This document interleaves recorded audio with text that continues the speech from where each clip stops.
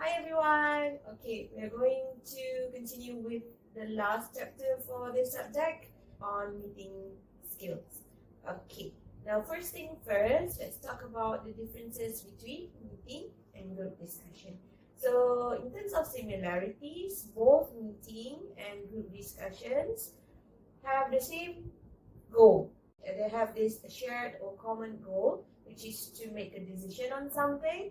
And a meeting and a group discussion can't be done if you do not have more than 3 members. Of course, you can't have a discussion or a meeting with just only 2 people, right? That will not be a group discussion or a meeting. That will be a date. Okay, the next one will be the differences. Okay, group discussion is less formal. Okay, it is informal. Meeting on the other hand, is formal because you need to provide the documents, which are the notices, agenda, and the minutes of meeting. And a meeting can only be done with a chairperson available, the secretary, and of course the members of the meeting must also achieve the quorum. Right, now let's continue. Meeting. So what is a meeting? A meeting is an official gathering of the members of an organization or committee in one place to transact or carry out the business. So what is business here? Business here is the thing to be discussed, okay, the thing to be done. All right, so usually a meeting is done via oral communication. Okay, so the purposes vary. Okay, can be conducted to give information, to obtain information, to bring together the knowledge, the experience, so that the problem can be solved, to develop cooperation, to influence attitudes, and of course, the ultimate reason, which is to make a decision. Okay, now there are 2 types of meeting: informal meeting and formal meeting. So informal meeting can be done at a short notice. Okay, so for example, the meeting in the morning, 8 o'clock, for example. Okay, let's have a meeting. Okay, so informal meeting can be done without the documents, and you do not need to write out the minutes of the meeting. Okay, formal meeting, however, it must be planned. Okay, you need the documents, the notice, agenda, the minutes. Okay, you need to call for the meeting at least 24 hours before the meeting. The best will be 7 days before the meeting. Okay, but if you can't make it within 7 days, so you can at least do it within 24 hours. Okay, right.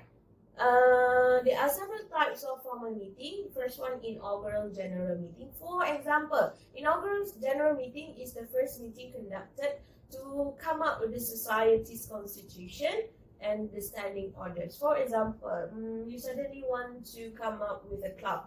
For example, club MyV UTHM. I don't know, maybe. I don't know how many people driving MyV here. Just example. Okay, so you want to establish this club. So the first meeting is called as the inaugural general meeting. So you discuss on the constitution. The constitution is the framework of the society. You define the objectives, you define the names and the officers or the committee members. And also in this meeting, you would like to decide on the standing orders, the rules which governs the procedure of the meeting, and also the rules dealing with the members, the fee, the annual fee, the membership procedure or rules, and so on and so forth. So the first one, inaugural general meetings. Okay, the next meeting is the annual grand meeting, AGM. Meeting, for example, PIBG meeting, okay, that one is conducted annually, right? So it is called as the annual grand meeting. So in the annual grand meeting or the AGM, you will select officials, select committee members, and to receive reports, to deliver the reports, and also to have this chance to actually talk, speak up, and to make an improvement for the committee. And then we also have extraordinary general meeting, the EGM. The EGM is conducted to discuss urgent matters because you can't wait for the next EGM. For example, a very simple example. Okay, a committee cannot hold any events without the chairperson. One day, for example, the AGM is supposed to be in January, but in December suddenly the chairperson passed away.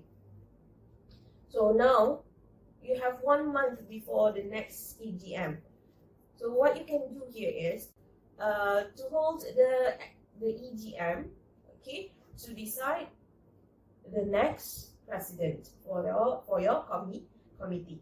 Okay, so without waiting for the next EGM, you conduct this special extraordinary general meeting so that for the next EGM, maybe you will postpone it to another year. Okay, right. Then we have the committee meeting. Okay, this one is a normal meeting which you have to attend every day, maybe, like what I have to do. Okay, and then you have the subcommittee meeting. For example, you are the committee member. You are one of the committee members for prizes, for example. So you conduct the meeting under that subcommittee. For that subcommittee, that one is considered as informal. Actually, you do not need to produce the documents. Okay, right. And the last one is the called or the special meeting. For example, in UTHM, an issue arises. For example, suddenly an outsider hacked our system, our online system, and this is a very urgent, and you are not prepared for it. So the university administrators call for different people for a meeting. It's kind of ad hoc, okay? And then you call for the special meeting to try to solve this problem. Once the problem is solved, this society or this committee will be dissolved or dispersed. Okay, this is what we call as the call or the special meeting. It's raining outside. Rain. Okay, now let's talk about advantages and disadvantages of meeting.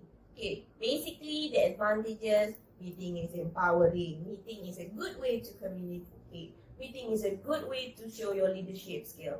Meeting is a good way to develop your work skill. And meeting is also a good way to boost your morale. Okay. However, the disadvantages are also there. Okay, the meetings may not have focus. Sometimes during the meeting itself, okay, even in your group discussion, right? You are talking about something serious, suddenly someone asks about what to eat after this, what to do after this, which movie to watch, so on and so forth. Okay, so you do not have this focus. Okay, and then sometimes certain companies or certain organizations have a lot, too many meetings, and sometimes you have the attendees who are coming unprepared. We say they coming empty-handed, empty-headed, even worse.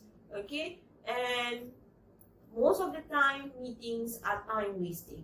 Okay, an efficient meeting should be conducted within not more than 45 minutes, but sometimes the meeting will extend like 2 hours, 3 hours, which actually is not so productive.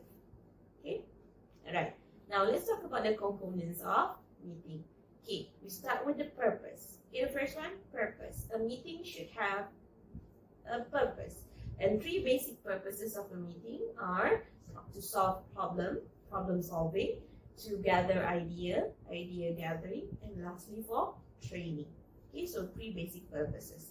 Okay, we also, the next component will be notice and agenda. Third, the members. members of the meeting should consist of the chairperson, secretary, and the members of the meeting. Okay. Fourth, the result. The meeting should ensure that at the end of the meeting, the goals are accomplished. And lastly, number 5, the minutes of meeting. So these are the components of a meeting. Okay, now if you refer to the notes or the PowerPoint slides that I gave you, okay, you can see the roles of chairperson, secretary, and members of meeting. Okay, most of the roles here or the duties here are for the secretary. So sometimes I say, oh, secretary, better not become a secretary, okay, because it's tiring. Most of the things, most of the duties are for the secretary to do. Chairperson, a lot too, but not as many as the secretary, because secretary plays quite a big role in a meeting. Okay, now let's start with the first duty, preparing the agenda. To prepare the agenda, it will be the task for the chairperson and the secretary. Arriving on time, everyone should arrive on time, at least 10 minutes before the meeting. Okay, informing and reminding members of the meeting, that will be the task for the secretary. You have to call them for the meeting, make sure that they are coming. Taking all necessary documents to the meeting, that will be the task for the secretary. Okay, well, of course, all the files, the documents, the secretary will have to bring it to the meeting.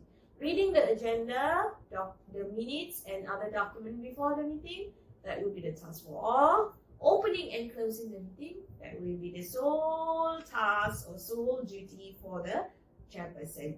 Taking notes during the meeting, actually most of the members should jot down notes. However, the main person to jot down notes during a meeting will be the secretary. Again, secretary. Okay, alright. Sending apologies for absence. If you are unable to come to the meeting, please tell about it to the secretary or the chairperson. Okay, so tell about it before the meeting, not during the meeting.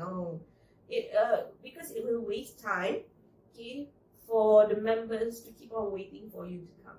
Alright, writing up the minutes, again, for secretary will have to do it.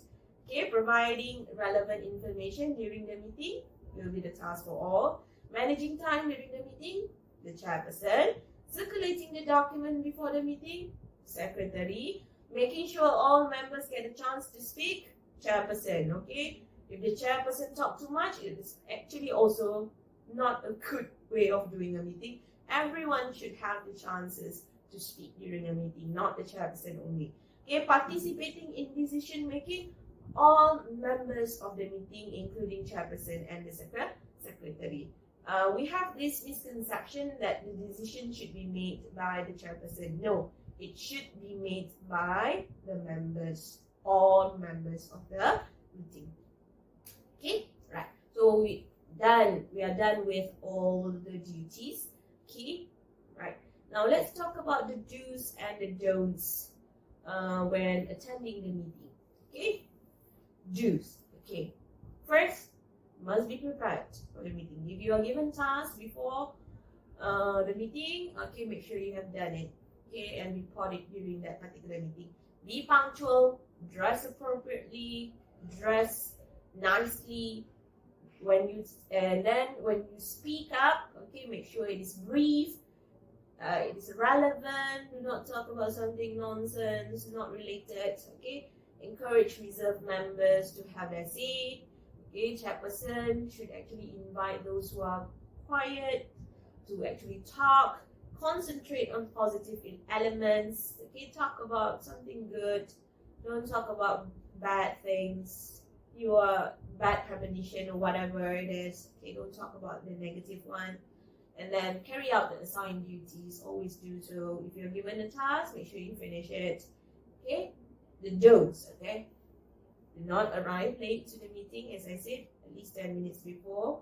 And of course, please do not leave early without reason. You already came late and you are now trying to get back early. So what's the reason?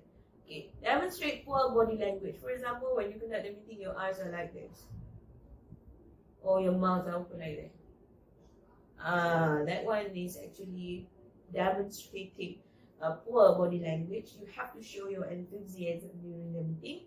Okay, don't show that you are tired, though you are tired. Okay, being a good actress is actually, or actor is actually very good in a way. Okay, interruption during meeting, no handphones, no.